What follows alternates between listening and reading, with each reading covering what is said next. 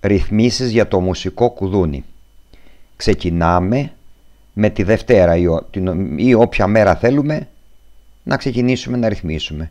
Παράδειγματος χάρη, εγώ πήγα στη Δευτέρα. Με τα πλήκτρα μετακινούμαστε και βρίσκουμε όποια ημέρα θέλουμε, μπρος ή πίσω ανάλογα, και ας πάμε στη Δευτέρα.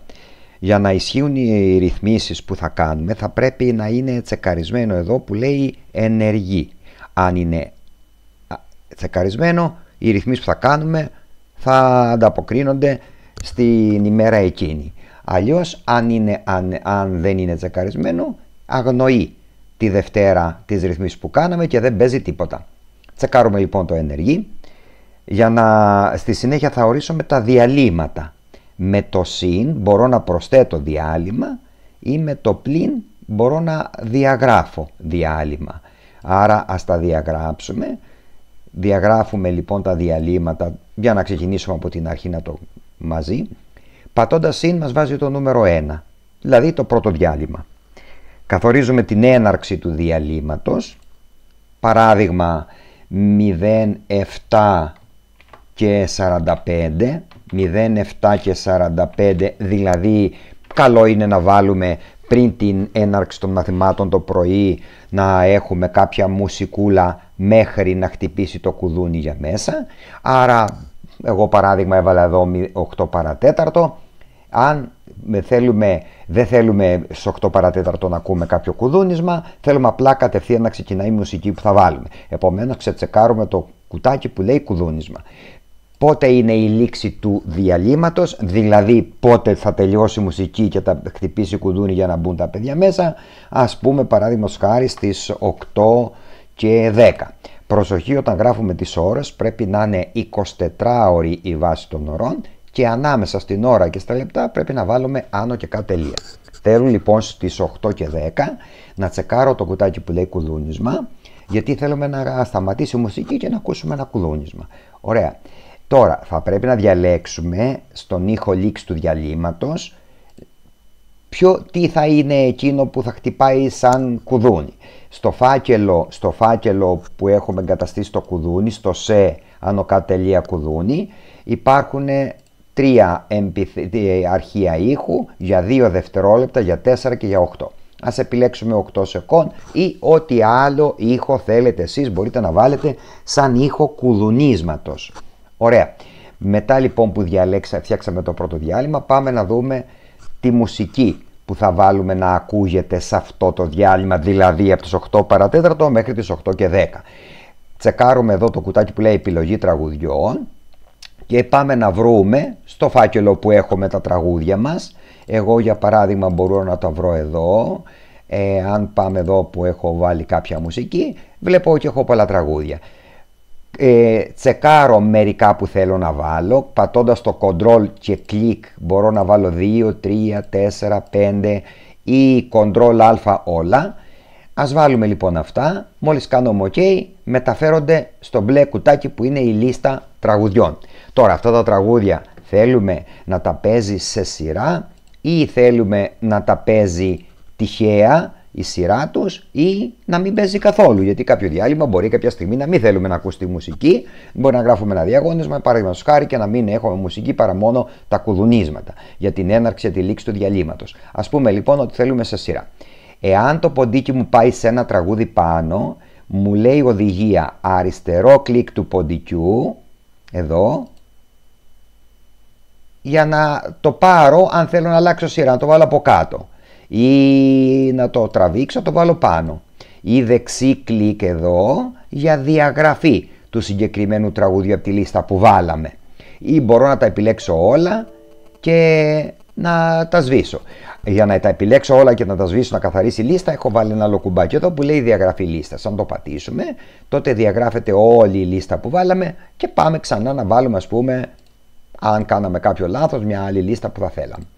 Βάλαμε λοιπόν τα τραγούδια, του είπαμε να παίζει σε σειρά.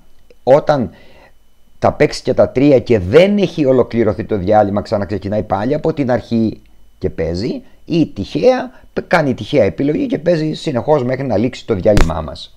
Ωραία.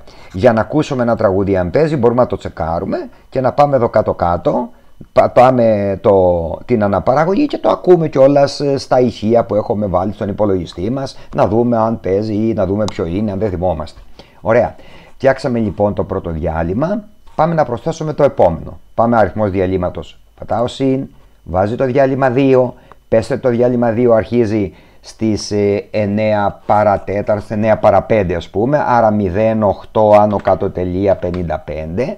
Θέλω να έχω οίκο κουδουνίσματος για να βγουν τα παιδιά έξω. Πότε τελειώνει το διάλειμμα, ας πούμε, πέστε ότι είναι 5 λεπτό, άρα τελειώνει στις 09:00. Θέλω ήχο κουδουνίσματος για να μπουν τα παιδιά μέσα. Επιλέγω ήχο κουδουνίσματος όπως προηγουμένως και για ήχο λήξης ξανά ό,τι θέλουμε είπαμε βάζουμε. Στη συνέχεια επαναλαμβάνουμε τα ίδια. Επιλέγουμε πάλι τα τραγούδια που θέλουμε να βάλουμε στη λίστα μας σε αυτό το διάλειμμα και επιλέγουμε πάλι να τα παίξει σε σειρά ή τυχαία. Αυτό επαναλαμβάνουμε μέχρι να φτιάξουμε όλα μας τα διαλύματα για την ημέρα αυτή. Όταν ολοκληρώσουμε τις ρυθμίσεις των διαλυμάτων και τις λίστες των τραγουδιών για μία ημέρα, για να μην ξανακάνουμε τις ίδιες ρυθμίσεις για τις επόμενες μέρες, μπορούμε τις ρυθμίσεις αυτές να τις αντιγράψουμε στις επόμενες μέρες που θέλουμε. Πατάμε το κουμπάκι που λέει εδώ αντιγραφή, μας λέει ποια ημέρα θέλουμε για αντιγραφή. Θέλουμε να αντιγράψουμε παράδειγμα τη Δευτέρα που φτιάξαμε. Σε ποιες μέρες να την αντιγράψουμε? Στην Τρίτη, στην Τετάρτη, στην Πέμπτη και στην Παρασκευή, παραδείγματος χάρη. Τι να αντιγράψουμε? Ωράριο που φτιάξαμε, ήχο κουδουνιού και μουσική. Ή ωράριο και ήχο κουδουνιού χωρίς μουσική και μουσική να την αλλάξουμε, βάλουμε ό,τι θέλουμε. Αλλά εγώ προτείνω να βάλουμε το πρώτο, να γίνει αντιγραφή, πατώντας το κουμπάκι αντιγραφή, τα αντιγράψε. Επομένως, αν πάμε στις επόμενες μέρες και κυλήσουμε με τα βελάκια μας, βλέπουμε ότι έχουμε τις ίδιες ρυθμίσεις. Όμως θα πρέπει για κάθε ημέρα, επαναλαμβάνω, να είναι τσεκαρισμένο εδώ που λέει ενεργή, αλλιώς την αγνοεί την ημέρα εκείνη και δεν θα παίξει τίποτα. Επομένως έχουμε ρυθμίσει τώρα για όλες τις ημέρες. Αν μια μέρα θέλουμε μπορούμε να αλλάξουμε τραγούδια ή να κάνουμε όποια αλλαγή θέλουμε. Έτσι έχουμε ρυθμίσει το κουδούνι μας και αν θέλουμε να ξεκινάει το κουδούνι μόνο του να ενεργοποιείται, γιατί τώρα μετά τις ρυθμίσεις μας πρέπει για να παίξουν αυτά που κάναμε θα πρέπει να πατήσουμε το κουμπάκι ενεργοποιημένο και γράφει με κόκκινα γράμματα ενεργοποιημένο, άρα το αφήνουμε και παίζει, κάνει τις ρυθμίσεις που του βάλαμε.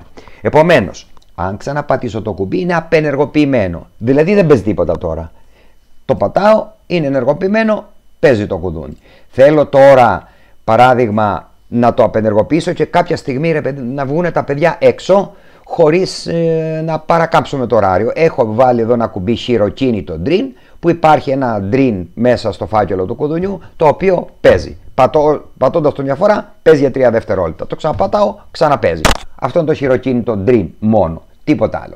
Ωραία. Θέλουμε λοιπόν το πρωί που ερχόμαστε να ανοίγουμε το πρόγραμμά μας, διπλό κλικ στο εικονίδιο, ερχόμαστε εδώ. Εάν είναι τσεκαρισμένο εδώ που λέει αυτόματη ενεργοποίηση, τότε με το που το κλικάρουμε, το ανοίγουμε το πρόγραμμα το πρωί, θα είναι έτοιμο. Σε αυτό δεν χρειάζεται να πατήσουμε το κουμπί ενεργοποίηση, θα είναι αυτόματα ενεργοποιημένο με το που ξεκινάει το πρόγραμμα.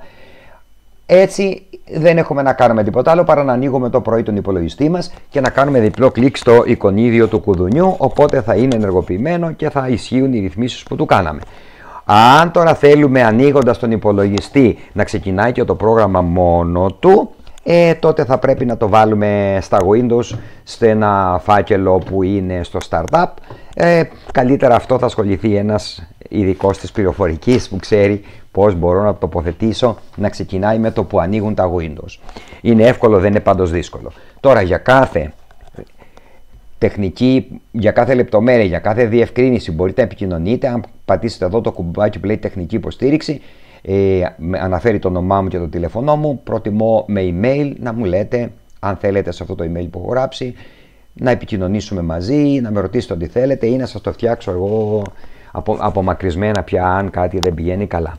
Λοιπόν, σας ευχαριστώ για την προτίμησή σας στο μουσικό κουδούνι.